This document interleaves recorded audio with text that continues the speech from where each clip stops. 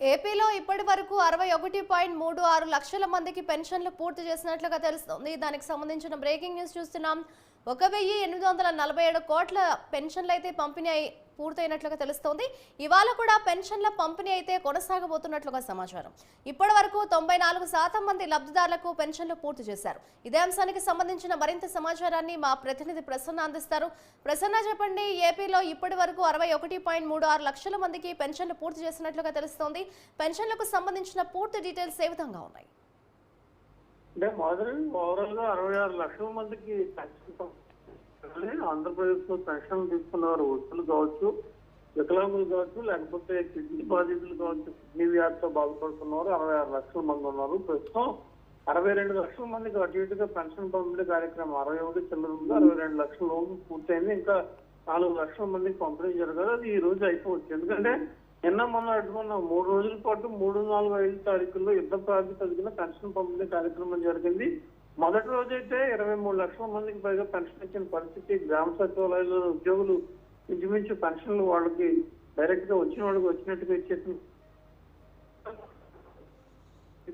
పరిస్థితి కనిపిస్తుంది. 1847 కోట్ల రూపాయలు ఓవరాల్ గా పెన్షన్లు పంపిణీ జరిగింది. ఇంకా కొంతమందికి పెన్షన్స్ ఇవ్వాల్సి ఉంది. ఒక 3-4 లక్షల మందికి అది కూడా ఈ రోజు పూర్తయిపోతుంది. ఈ రోజు సాయంత్రం 3-4 గంటల లోపే ఈ కార్యక్రమం పూర్తయ్యే పరిస్థితి అయితే మనకు కనిపిస్తుంది. ఓవరాల్ గా సాయంత్రం 7 గంటల వరకు పెన్షన్స్ ఇస్తున్నా కానీ చాలా తక్కువ మంది ఉన్నారు కాబట్టి 66 లక్షల మందికి 63-64 పూర్తయింది కాబట్టి ఇంకా 2-3 లక్షల మందికి వాళ్ళ మధ్యాహ్నం లోపే 4 లోపే పెన్షన్స్ ఇచ్చే కార్యక్రమం పూర్తవుతుంది. ఓవరాల్ గా ఈ నెల పెన్షన్లకు సంబంధించి కార్యక్రమం పూర్తయినట్టు మళ్ళీ మే నెలకు సంబంధించి సిస్టమ్, ఎందుకంటే ఎన్నికల కూడా అమల్లో ఉంటుంది కాబట్టి ఇదే రకమైన పరిస్థితి మనకి మే, జూన్ లో కూడా పెన్షన్స్ కి సంబంధించి ఇదే రకమైన వాతావరణం, ఇదే రకమైన పరిస్థితి. దీని మీద ఇప్పటికే రాజకీయంగా విమర్శలు, ప్రతి విమర్శలు జరుగుతున్నాయి. చంద్రబాబు, జగన్మోహన్ రెడ్డి ఒకరి మీద ఒకరు రాజకీయపరమైన విమర్శలు చేసుకుంటూ ఉన్నారు.